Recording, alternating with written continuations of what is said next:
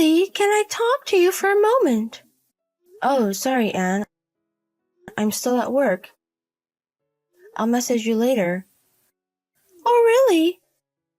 It's about your husband, Hans. What about him? Well, you might regret it if you don't hear this. What is it? Well, you see, I've decided to marry Hans. What? What are you saying? Hans is my husband. Yeah, so you should hurry up and get a divorce. Don't say it so easily. I'll leave work early and confirm with Hans right now. Oh, can you really confirm it? He's working remotely this week and he's at home. If I go to his place, I'll find out everything. I think it's better if you don't go now, for your own sake. Why? Because I'm in the middle of making love with Hans in your bedroom, darling. What? Making love with your husband in my sister's bedroom. The combination of superiority and guilt is exhilarating. I just received a message from Hans. Looks like it's true after all. See? Even he thinks I'm better. Actually, he seems to prefer older women.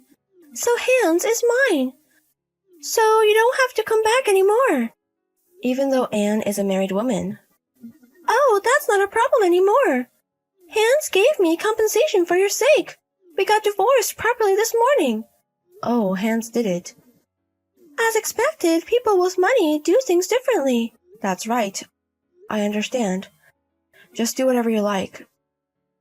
Oh, really? Then I'll send the divorce papers to my parents' house for you. Go ahead and submit them to the city hall as soon as possible. Lily, it's been 6 months. Oh, Anne, what do you want? Well, you managed to contact me quite well. Yeah, I can't say I don't understand your feelings. Today, I contacted you because I have an important announcement from sister to sister. Is it about your marriage registration with Hans?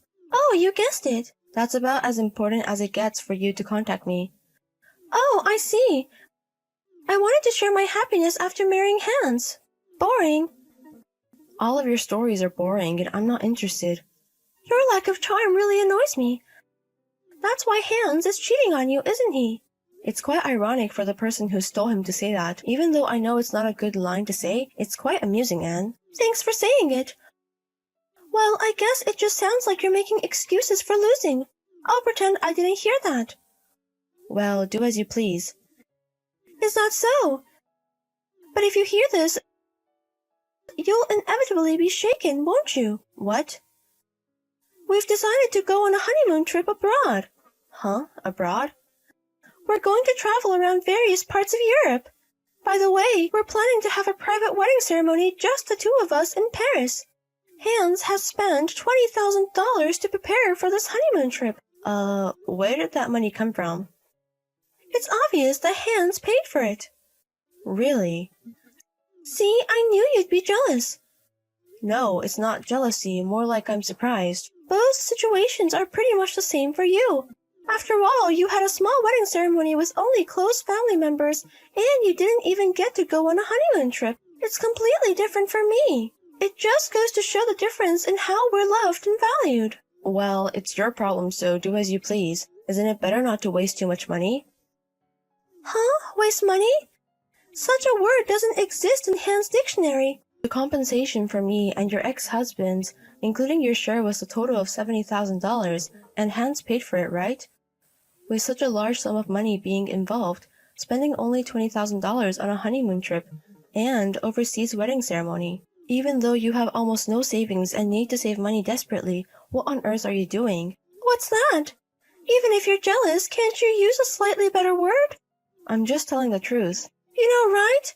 Hans has a ton of money. Huh? Whether it's $70,000 or $20,000, it's just a small amount of money to him. It would be cuter if you honestly said, I'm so jealous. Oh, really? Well, forget it. If that's what you're fine with, then I won't say anything anymore. You're trying too hard to sound meaningful. It's really ridiculous and pitiful. Go ahead and say whatever you want. I actually thought I was giving you a kind warning, but I've already cut ties with Anne, so it doesn't matter to me what happens to her. That's right, that's fine. Because our happiness makes you jealous, so please don't hold on to feelings for Hans forever, okay?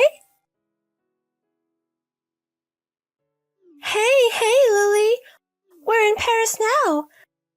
We just pledged eternal love in a church, just the two of us.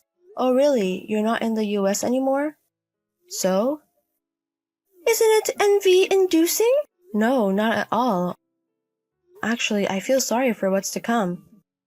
Oh, come on, are you still saying that? Hans has a ton of money.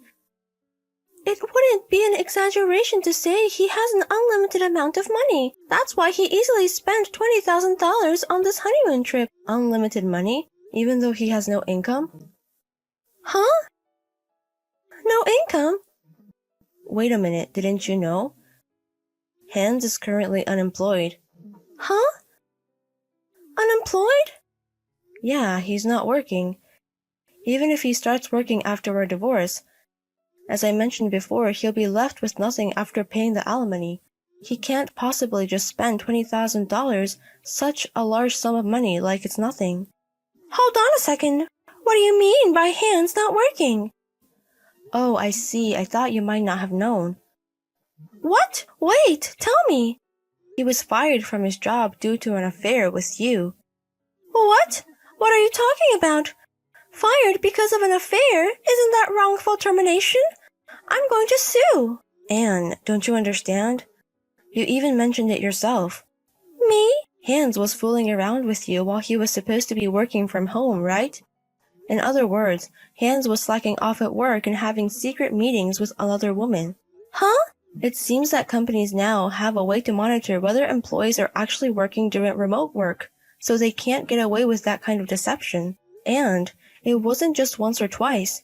It seems like it was happening frequently enough to affect his work. So he was caught red-handed and got fired for disciplinary reasons. In this scenario, he wouldn't receive any severance pay, and I really have no idea where he managed to get $20,000 for the honeymoon trip. Huh? So Hans staying at home all the time wasn't because of remote work, but because he's unemployed? Because he's unemployed. So, is it confirmed then? No way! Wait a minute. Hans is not some ordinary salaryman, you know? Huh? He works for a major company, and although I think his income was higher than the average salary in society, it's still impossible for him to casually spend $20,000 like that. Huh? Why? Is Hans an executive at a major company? Huh? Did you see his name on the company's website? Oh, maybe. Could it be a case of mistaken identity?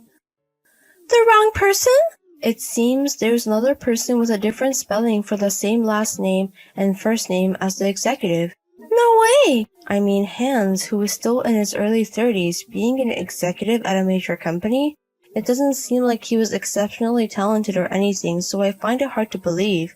That's impossible. So, what was the purpose of me stealing Hans from you? Not only was it meaningless, but I also suffered a big loss. I was deceived. I don't need it. Take it back. I don't need it. Well then, I'll get back to work. Wait! Bye-bye. At this point, the honeymoon trip was cancelled. Cancellation fees were incurred and the $20,000 was not refunded in the end. However, it seems that Hans mentioned being fired to Anne in a message, and they ended up divorcing without the argument of, I was deceived, alimony, getting anywhere. However, it turned out that the $20,000 for the honeymoon trip was actually Anne's debt.